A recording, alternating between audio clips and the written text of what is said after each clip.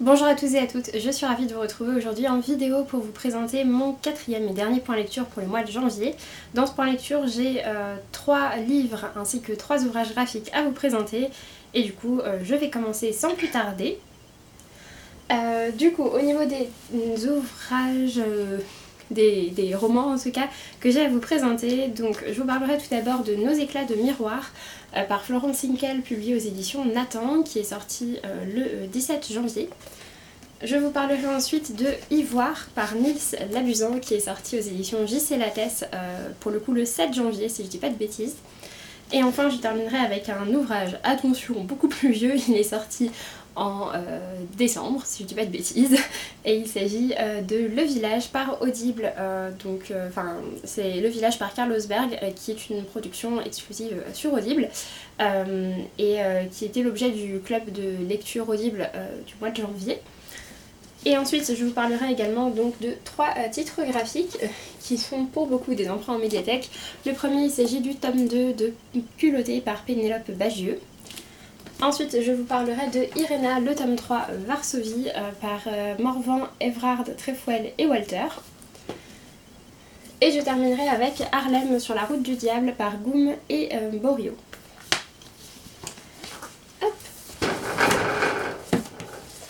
Il va y avoir une catastrophe comme dans la vidéo d'avant. Donc tout d'abord je vais donc vous parler de Nos éclats de miroir par Florence Sinkel. Il s'agit d'un roman qui est donc sorti le 17 janvier chez Nathan. C'est un roman qui a été envoyé en fait à tous leurs partenaires. Du coup je l'ai reçu comme tout le monde dans une box avec un joli carnet que j'utilise beaucoup. Et en fait donc l'histoire de Nos éclats de miroir, c'est l'histoire d'une jeune adolescente qui s'appelle Cléo, qui va bientôt avoir 15 ans, 1 mois et 20 jours. Et 15 ans, 1 mois et 20 jours c'est la date, c'est l'âge exact auquel est morte Anne Frank. Et en fait Cléo a été très marquée par la lecture du journal d'Anne Frank et a décidé de lui écrire des lettres, un petit peu comme si en fait elle était Kitty, donc la meilleure amie qui répond. Et donc en fait elle va écrire donc des lettres à Anne Frank dans lesquelles elle lui parle de son quotidien. Et son quotidien n'est pas forcément très évident, elle a une vie de famille qui est un petit peu particulière, elle vit seule avec sa sœur et sa mère. Et voilà, et l'équilibre n'est pas forcément très facile entre les trois. J'ai bien aimé le concept, après j'ai trouvé que c'était une histoire qui était quand même très rapide et finalement trop rapide pour vraiment qu'on s'attache au personnage et qu'il ressorte finalement quelque chose du roman malheureusement. On est sur un livre qui fait 170 pages en sachant que c'est écrit comme ça, donc voilà, c'est vraiment un ouvrage très court. Et voilà, et du coup en fait j'ai bien aimé le personnage de Cléo, j'ai bien aimé les thèmes de l'adolescence qui sont abordés, mais clairement c'est pas un roman dont lequel j'aurais un très grand souvenir. Je pense que c'est une lecture que malheureusement je vais assez vite oublier, pas parce qu'elle était mauvaise mais juste parce qu'elle était trop courte et du coup pas assez développée, et du coup j'ai pas eu suffisamment de temps pour m'attacher vraiment aux personnages et à leur histoire. En revanche, ce que j'ai vraiment beaucoup aimé, ce sont les toutes dernières pages dans lesquelles en fait Florence Sinkel nous explique quelle a été en quelque sorte cette jeune Cléo, pas dans les histoires mais dans le fait d'écrire des lettres à Anne Frank, puisqu'elle-même avait lu le journal d'Anne Frank quand elle était assez jeune et qu'elle s'était mise aussi à lui écrire des lettres en imaginant être Kitty. Et du coup voilà, ça c'est raconté tout à la fin et on a un extrait d'une lettre qu'elle avait écrite. Et je trouve que c'est très chouette et du coup c'est vrai que ça apporte une dimension supplémentaire parce qu'on se dit que qu'est-ce qui pousse en fait finalement une jeune adolescente à écrire des lettres à Anne Frank. C'est quelque chose qui est effectivement, enfin voilà, l'histoire d'Anne Frank tout le monde la connaît, mais est-ce que ça parle vraiment à des enfants et finalement donc voilà, Florence Sinkel en rattachant ça avec son histoire personnelle, je trouve il apporte une dimension en plus que j'ai trouvé intéressante. Donc voilà, ça a été une bonne lecture mais ça n'a pas été une lecture marquante, je lui ai mis la note de 15/20. Ensuite, j'ai donc lu Ivoire par Nils Labusant, que j'ai reçu de la part des éditions J.C. Lattès. Il s'agit donc d'un roman dans lequel on va parler de l'ivoire. Et plus précisément, en fait, on va suivre différents points de vue autour du marché de l'ivoire et du trafic d'ivoire. On va suivre aussi bien le point de vue des personnes qui sont le bas de l'échelle du trafic, donc les personnes qui collectent, et ce jusqu'à la toute fin de l'échelle et tout le trafic, enfin tout le parcours que vont faire ces défenses d'ivoire qui passent illégalement. Et notamment on va suivre leur trafic jusqu'à la Chine, et puis on va également suivre des acteurs, des personnages qui sont acteurs de la défense des éléphants et de la protection, et du coup qui luttent contre le trafic de l'ivoire. et on va suivre ces différents personnages dedans. C'est un roman dans lequel il y a, je trouve, beaucoup de suspense. En fait, le fait qu'on suive différents personnages, différentes parties du trafic, et on va suivre en fait des personnages qui essayent de s'infiltrer dans ce trafic, enfin de le comprendre et de le démanteler. Et du coup, ça apporte vraiment un côté roman à suspense, et c'est un roman qui est vraiment très prenant et bien construit, et je trouve qu'il est intéressant par le nombre de points de vue qu'il propose autour du marché de l'ivoire. Ça permet d'avoir un point de vue un petit peu plus global sur ce marché et pas seulement un point de vue. Mais voilà, j'ai vraiment trouvé ça très intéressant. C'est un roman qui est pas très long, il fait 330 pages, ça se lit vraiment facilement par le côté prenant, et voilà, j'ai vraiment passé un bon moment avec. Je vous le recommande et je lui ai mis la note de 17 sur 20. Et donc pour terminer du côté des romans, j'ai donc lu Le Village par Karl Ösberg. D'ailleurs vous pourrez voir les petits traits de lumière de mon écran mon téléphone est tombé. Ah bah là ils sont plus forts. Mon téléphone est tombé et l'écran en lui-même comme ça n'a rien. Mais il déconne complètement. Voilà, c'est la raison pour laquelle vous n'aurez pas de vidéo de sortie de février, puisque mon téléphone galère trop pour que je réussisse à le faire. Voilà, je suis désolée. Mais du coup j'ai donc lu Le Village. En fait c'est une intégrale, c'est-à-dire que c'est disponible par épisode en 3 parties, et là ça a été regroupé en une seule partie. Vous pouvez acheter le total pour un seul crédit audio, mais après si vous l'achetez en euros, en fait enfin forcément voilà, c'est plus cher dans la version intégrale. Donc pour ma part c'était la lecture du club Audible, donc du coup tous les mois les partenaires d'Audible nous recevons des crédits audio qui nous permettent d'écouter le livre qui a été sélectionné comme étant le livre du mois, et après on en parle sur la page Facebook. Et du coup donc pour ce mois-ci c'était Le Village. En fait ça a été choisi pour plusieurs raisons. Ça a été choisi déjà parce que c'est une production Audible, et surtout parce que c'est une vraie production, dans le sens complet de production, dans le sens où en fait c'est une histoire qui a été écrite qui se passe dans l'univers de Minecraft, qui pour le coup est un univers que je ne connais pas du tout, c'est à dire que ma sœur joue à Minecraft et que vaguement je l'ai vu 3 fois jouer 5 minutes en passant au-dessus sur mon épaule, mais voilà, vraiment je ne connais rien à cet univers. Et en fait donc c'est une histoire qui est racontée en format omnisonore, du coup c'est à dire qu'il y a des bruitages, qu'il y a plein d'acteurs différents en fait qui font toutes les voix, donc on a vraiment un côté pièce de théâtre. En fait c'est comme si on regardait un dessin animé sans avoir l'image, mais du coup on comprend quand même tout très bien, il y a un narrateur etc. Et on a tous les bruitages, et c'est vraiment très chouette, et c'est ce qui rend la production très agréable à écouter et très vivante. Mais après je dois dire qu'en dehors de ça l'histoire m'a paru quand même un petit peu lente. Je crois qu'il fait 10 heures d'écoute en tout, et surtout vers le milieu je trouvais que c'était un petit peu creux et qu'il se passe pas grand chose. En fait malheureusement on nous l'a présenté aussi pour Audible en se disant que ça changerait un petit peu de ce qu'on écoute d'habitude, puisque c'est un roman plus jeunesse. Malheureusement je trouve que c'est pas un très bon roman jeunesse. Clairement si je l'avais lu en papier je pense pas que ce serait un roman que j'aurais terminé, parce que voilà, il y avait trop de passages à vide et trop de choses communes, même si c'est vrai que ça aborde des thèmes intéressants comme l'émancipation d'un adolescent, la peur de l'étranger, enfin ce genre de choses.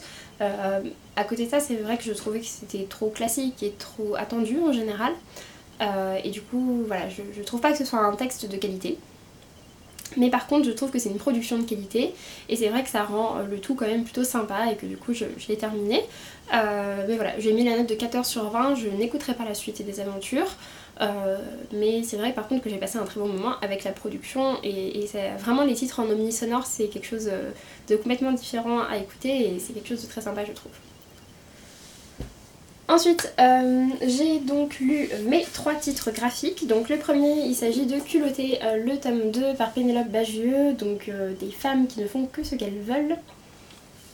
J'avais acheté le premier tome chez France Loisirs, qui finalement je crois n'a jamais édité ce tome 2, et vu que je l'ai trouvé en médiathèque, je me suis dit que je le dirais comme ça. Et donc en fait on reprend le principe du premier tome, à savoir que Pénélope Bagieux à chaque fois va nous présenter le portrait en quelques pages d'une femme qui a fait des choses importantes, enfin voilà, qui a acté en tout cas pour la défense de sa position de femme, et de manière plus générale pour la défense de ce qu'elle défendait, enfin voilà, des causes qui lui étaient chères. Et du coup à chaque fois c'est raconté donc en quelques pages comme ça, et après à la fin ça finit par une grande illustration. Ça permet vraiment de découvrir différents portraits, et ça incite ensuite à aller se renseigner un petit peu plus s'il y a des portraits qui nous intéressent plus que d'autres, ce qui est forcément le cas. Mais voilà, en tout cas j'ai trouvé que ça remplissait bien son rôle comme pour le premier. Je pense que j'ai globalement un petit peu préféré les portraits du premier, même si j'ai beaucoup aimé ceux-ci aussi. Et voilà, je trouve que c'est un texte qui est intéressant et qui apporte voilà, plein de petites pistes qu'ensuite on peut aller explorer. Et pour ça je trouve ça bien. Donc voilà, j'ai mis la note de 17 sur 20. Ensuite, j'ai lu Irena, le tome 3 par Morvan, Evrard, Trefuel et Walter aux éditions Glénat. J'ai emprunté toute la série donc à ma médiathèque et en fait sur les premiers tomes c'était écrit tome 1 sur 3, 2 sur 3 et finalement pour celui-ci c'est juste écrit tome 3 puisque c'est écrit au tout début que les éditeurs ont donné leur accord apparemment pour un tome 4. Bon, malheureusement je crois qu'il aurait dû sortir en 2018, que donc il n'est pas encore sorti donc je sais pas exactement où est-ce que ça en est. Après, en tout cas, enfin... On sent qu'il y a encore des choses à dire, mais pour autant, voilà, il n'y a pas du tout de cliffhanger ou quoi que ce soit. Pour ceux qui ne connaissent pas, donc l'histoire d'Irena, c'est l'histoire donc une histoire vraie d'une femme qui s'appelait Irena, qui était polonaise et qui a aidé des enfants à sortir du ghetto, de très très nombreux enfants. Et en fait, pour chacun d'entre eux, elle écrivait sur un papier leur nom de naissance, leur date de naissance, etc. pour qu'en fait, après, plus tard, ils puissent retrouver qui ils étaient, puisqu'ensuite ils ont été cachés dans des familles, etc. Et en fait, voilà, ce tome-ci raconte l'après, ce qui s'est passé pour ces enfants une fois qu'ils ont été, une fois qu'ils étaient sortis des camps, etc. Ce qui s'est passé pour eux, comment beaucoup d'entre eux ont essayé de rejoindre Israël, et ensuite ce qui s'est passé avec, à travers quelques cas, quand on leur a remis leur vraie identité, et voilà. Et donc du coup, je trouvais que c'était assez intéressant puisque ça parle de l'après, et que c'est pas forcément ce qui est le plus abordé. Et voilà, le destin, enfin le travail d'Irena qui était toujours hyper impressionnant. On continue ce qui était raconté dans le tome 2 avec son emprisonnement, la torture qu'elle a subie, etc. Et voilà, enfin c'est vraiment très fort comme bande dessinée. Les dessins sont comme avant en fait, très différents suivant le contexte, c'est-à-dire qu'on a des dessins très sombres pour tout ce qui parle de la partie pas sympa. Et par contre, l'après a des couleurs beaucoup plus joyeuses. Et enfin voilà. Donc vraiment c'est une chouette bande dessinée. Du coup je suis curieuse de lire le tome 4. Je pense qu'il y a encore plein d'autres pans que les auteurs ont envie d'aborder. Et du coup j'ai mis la note de 18 sur 20. Et ensuite, pour terminer, j'ai donc lu Harlem sur la route du diable par Goum et Borio, puis édition Physalis. J'en ai parlé un petit peu dans mon dernier point lecture. C'est l'histoire d'un jeune enfant qui va se voir remettre par son grand frère une guitare.